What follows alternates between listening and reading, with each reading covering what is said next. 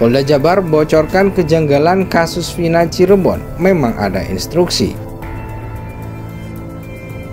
Disitulah kami mendapatkan cerita dari Linda bahwa dia mengenal Vina itu dari saat mereka masih sama-sama memiliki kekasih. Jadi Linda punya pacar namanya Eko yang merupakan petingginya XCT atau XTC gitu namanya ya. Disitulah mereka bertemu, Mbak. Disitulah Linda dan Vina bertemu karena Linda pacaran dengan Eki dan Eki juga merupakan geng dari XCT tersebut. Itu pada tahun berapa ya? 2016. Kemudian si Linda ini putus dengan kekasihnya dan akhirnya tidak bertemu lagi dengan Vina dan Eki, begitu Mbak. Ya, nggak mungkin satu orang apalagi bersama seorang perempuan menjadi provokator atau misalkan melempari batu, yaitu kalau bahasa dari teman-teman diri cari mati aja gitu. Dari situ saja udah janggal. Dan memang kami juga menanyakan kepada teman-teman di Cirebon, biasanya kalau misalkan kejadian itu antar kedua kelompok motor, biasanya juga heboh gitu dan saling balas dendam. Biasanya kebiasaannya seperti itu, tapi saat itu memang enggak gitu. Kalau berapa orang itu ada sekitar 10 lebih lah Bu. Lebih daripada 10 yang pastinya. Saya nggak ngitung kan pada saat itu. Yang saya lihat kan si Eki ini dipukul. Yang pertama dipukul kan Eki Bu, disiksanya itu Eki. Nah, sempat saya mau maju, tapi saya ini takut juga Bu. Saya mau maju nih karena posisi saya sendirian. Anda kenapa tidak melaporkan ke orang di sekitar? Tidak ada. Pada saat itu sepi memang Bu. Nggak ada sama sekali orang. Setelah Eki dipukul, Eki saya lihat juga sudah nggak bergerak kayaknya dia tuh. Baru udah lama si Vina ini yang disiksa. Saya sudah nggak ingat jam, sudah nggak. Pokoknya pikiran saya sudah nggak karuan sudah pada malam itu. Nggak ada yang berpikir harus begini begitu, nggak ada sudah Bu. Jadi Vina ditaruh di tengah sambil ditutup mukanya itu sama jaket. Itu kondisinya udah nggak sadar, bergerak atau tidak? Udah nggak ada pergerakan, sudah ada Bu. Termasuk sakatatal? Sakatatal ada.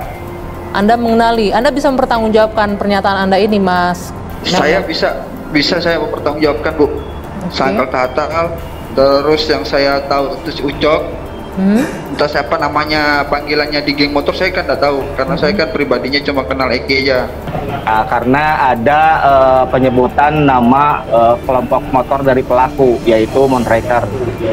Namun hanya saja yang saya dapatkan informasi dari mereka itu memang masih simpang siur apakah pelakunya itu dari kelompok motor yang dimaksud, yaitu Monraker, apakah bukan. Penyebabnya.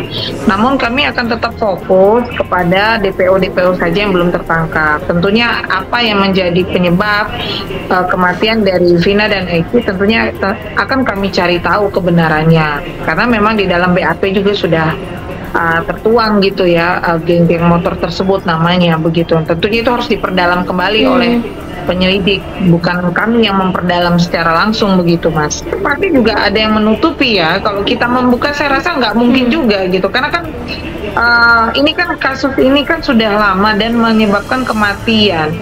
Saya rasa dari masing-masing pihak juga pasti akan mencoba menutupi. Sebagian publik menilai banyak kejanggalan-kejanggalan di kasus Vina Cirebon, namun hal itu langsung diungkapkan Polda Jabar, di mana Polda Jabar mengungkapkan adanya kejanggalan saat menyelidiki ulang kasus pembunuhan Vina dan pacarnya Rizky alias Eki di Cirebon tahun 2016 silam. Satu di antaranya ada pihak yang mengarahkan cerita hingga keterangan palsu kepada sejumlah saksi. Bahkan ironisnya polisi mengungkapkan upaya itu dilakukan oleh kuasa hukum dalam kasus tersebut. Hal itu dilakukan ketika sidang berjalan di tahun 2017 lalu.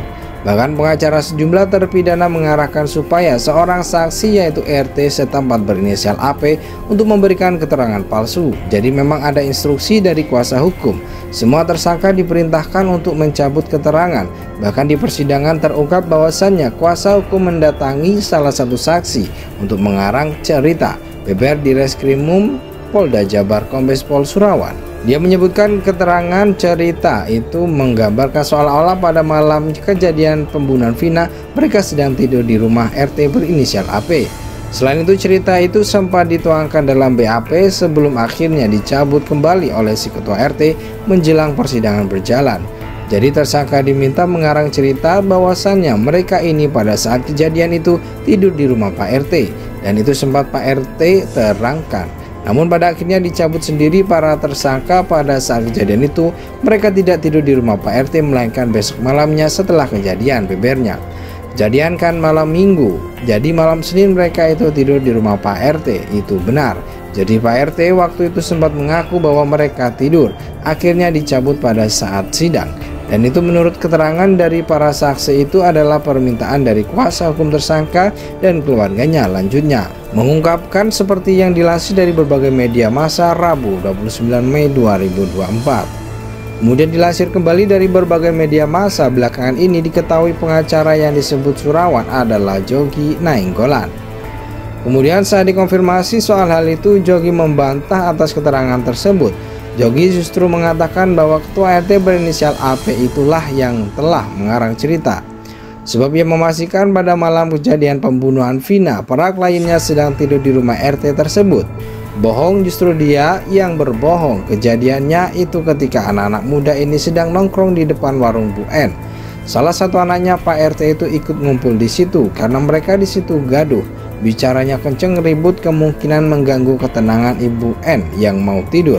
Jadi mereka semua pindahlah ke rumah RT bersama anaknya, kata Jogi Nainggolan seperti yang dikutip dari berbagai sumber Rabu 29 Mei 2024. Akhirnya mereka tidur di sana sampai besok paginya. Jadi pas kejadian mereka hanya ada di dua tempat, di depan rumah Ibu N dan di rumahnya si Pak RT ini. Lanjutnya menjelaskan, bahkan ia mengaku berani mempertanggungjawabkan pernyataannya sebab pada malam penangkapan para kliennya anak RT berinisial AP pun turut dibawa untuk diperiksa polisi. Tapi kemudian anak RT malam dibebaskan. Jadi ketika klien kami ditangkap, ini ditangkapnya bareng sama anak RT tersebut. Tapi malam itu putranya RT dikeluarkan dan diperbolehkan pulang, sedangkan yang lain tidak diperbolehkan pulang. Ini jadi satu kejanggalan bagi kami, ujarnya.